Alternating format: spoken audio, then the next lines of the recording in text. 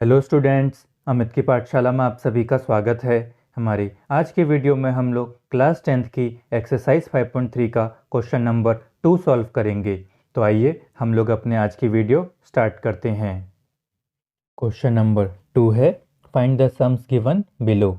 मतलब हमें जो एपी दी गई है हमें उसका सम फाइंड करना है। तो फर्स्ट पार्ट है 7 + 10.5 + 14 + अप टू 84। तो बाकी क्वेश्चन की तरह इस क्वेश्चन में भी हम लोग सबसे पहले अपनी गिवन वैल्यूज़ लिख लेंगे। तो हम देख सकते हैं कि हमें हमारा फर्स्ट टर्म गिवन है, इसलिए हमारे ए की वैल्यू हो जाएगी 7। सिमिलरली हमारा कॉमन डिफरेंस हो जाएगा 10.5 - 7 यानी कि 3.5। अब हम इसे मिक्स फ्रैक्शन से इम्प्रॉपर फ्रैक्शन में बदलेंगे। तो न्यूमरेटर में हो जाएगा 2 × 3 यानी कि 6 + 1 यानी कि 7, और डिनोमिनेटर में 2 एज इट इज़ रहेगा। तो हमारा कॉमन डिफरेंस हो जाएगा 7/2। इस बार हमें एपी में हमारा लास्ट टर्म गिवन है, तो इसलिए एन की वैल्यू हो जाएगी 84। अब क्योंकि हमें सम फाइंड करने के लिए n की वैल्यू पता होनी चाहिए, तो इसलिए सबसे पहले हम लोग n की वैल्यू फाइंड करेंगे। और n की वैल्यू कैसे फाइंड करेंगे? By using the formula an is equal to a + n - 1 × d। तो an की वैल्यू है 84, तो ये हो जाएगा 84 is equal to a plus यानी कि 7 + n - 1 × d यानी कि मल्टीप्लाई बाय 7/2। इसे सॉल्व करेंगे तो ये हो जाएगा 84 - 7 इज इक्वल टू n - 1 × 7/2। इसे सॉल्व करेंगे तो ये हो जाएगा 77 इज इक्वल टू n - 1 × 7/2। तो n - 1 की वैल्यू हो जाएगी 77 × 2/7। अब इधर 7/2 2/7 में इसलिए बदला क्योंकि उसका साइड चेंज हो गया है। तो क्रॉस मल्टीप्लाई करने से 7 न्यूमरेटर से डिनोमिनेटर में आ गया और 2 डिनोमिनेटर से न्यूमरेटर में आ गया।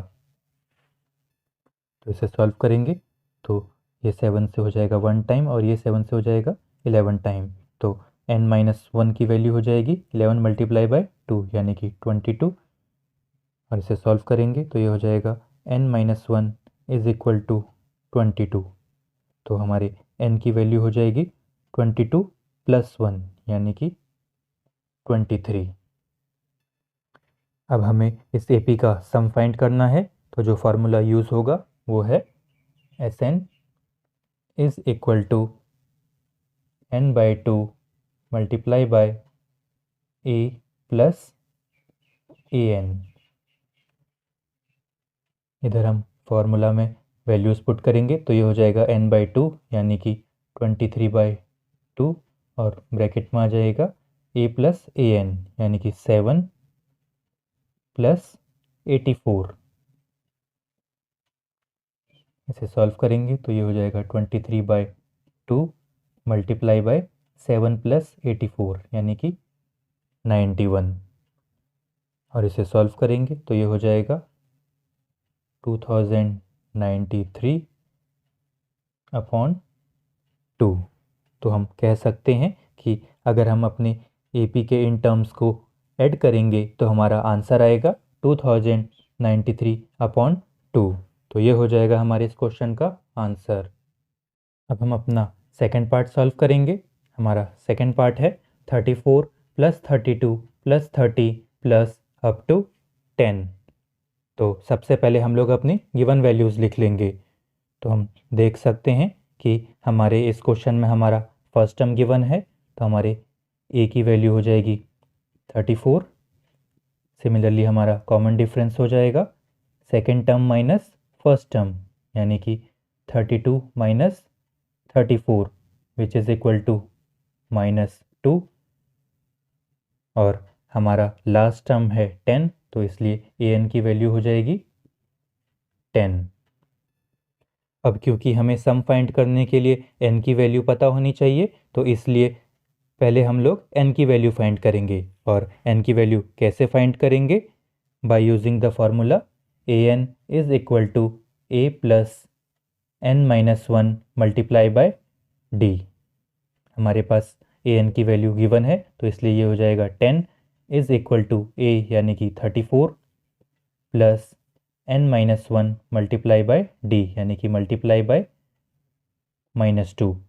इसे सॉल्व करेंगे तो ये हो जाएगा 10 minus 34 is equal to -2n plus 2। इसे सॉल्व करेंगे तो ये हो जाएगा -24 is equal to -2n plus 2। तो इसे आगे सॉल्व करेंगे तो ये हो जाएगा -24 minus 2 is equal to -2n। तो इसे सॉल्व करेंगे तो ये हो जाएगा -26 is equal to -2n। Minus minus cancel हो जाएंगे और n की वैल्यू हो जाएगी 26/2 यानी कि 13। अब हमें इस एपी का सम फाइंड करना है, तो जो फॉर्मूला यूज़ होगा वो है s is equal to n/2 multiply by a plus an। तो n की वैल्यू है 13, तो ये हो जाएगा 13/2 और ब्रैकेट में हो जाएगा a प्लस an यानी कि 34 प्लस 10। इसे सॉल्व करेंगे तो ये हो जाएगा 13/2 मल्टीप्लाई बाय 34 प्लस 10 यानी कि 44। तो 2 से 2 हो जाएगा 1 टाइम और 2 से 44 हो जाएगा 22 और हमारा आंसर हो जाएगा 13 मल्टीप्लाई बाय 22 यानी कि 286। तो हम कह सकते हैं कि अगर हम अपने एपी के इन टर्म्स को ऐड करेंगे तो हमारा आंसर आएगा 286। तो ये हो जाएगा हमारे इस क्वेश्चन का आंसर। थर्ड पार्ट है -5 plus -8 plus -11 plus up to -230। तो बाकी क्वेश्चन की तरह इस क्वेश्चन में भी हम लोग सबसे पहले अपनी गिवन वैल्यूज़ लिख लेंगे। तो हम देख सकते हैं कि हमें हमारा फर्स्ट टर्म गिवन है, तो इसलिए ए की वैल्यू हो जाएगी -5। सिमिलरली हमारा कॉमन डिफरेंस हो जाएगा second term minus first term यानी कि -8 माइनस -5।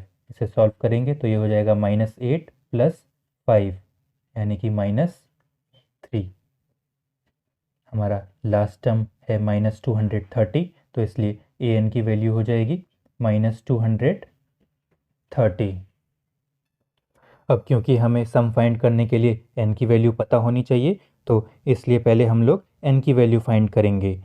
और n की वैल्यू कैसे फाइंड करेंगे? By using the formula a n is equal to a plus n minus 1 multiply by d. तो ए एन की वैल्यू है -230, तो ये हो जाएगा -230 इज इक्वल टू a यानी कि -5 plus n minus 1 multiply by D यानी कि मल्टीप्लाई बाय -3। इसे सॉल्व करेंगे तो ये हो जाएगा -230 plus 5 is equal to n minus 1 multiply by -3 यानी कि -3n प्लस 3। तो ये हो जाएगा -225 minus 3 is equal to -3n।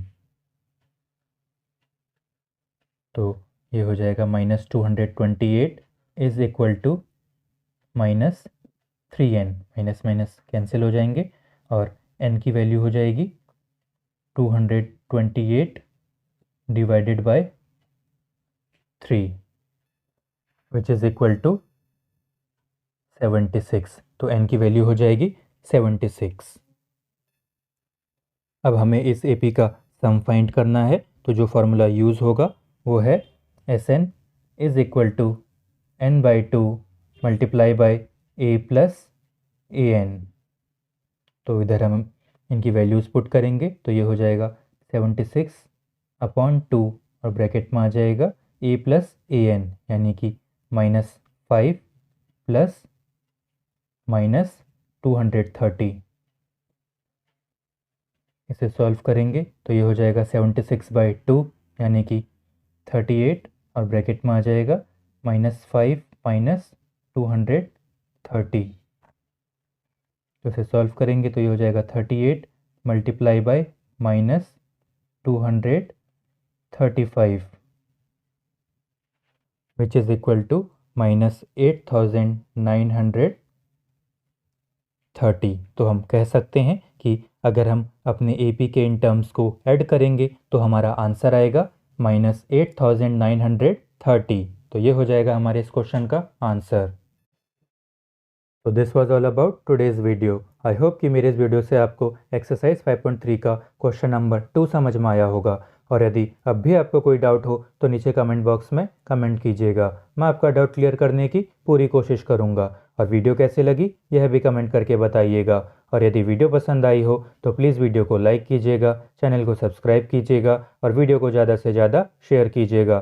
Thank you for watching. तो मिलते हैं अगली वीडियो में नेक्स्ट क्वेश्चन के साथ। तब तक के लिए bye, take care and keep practising.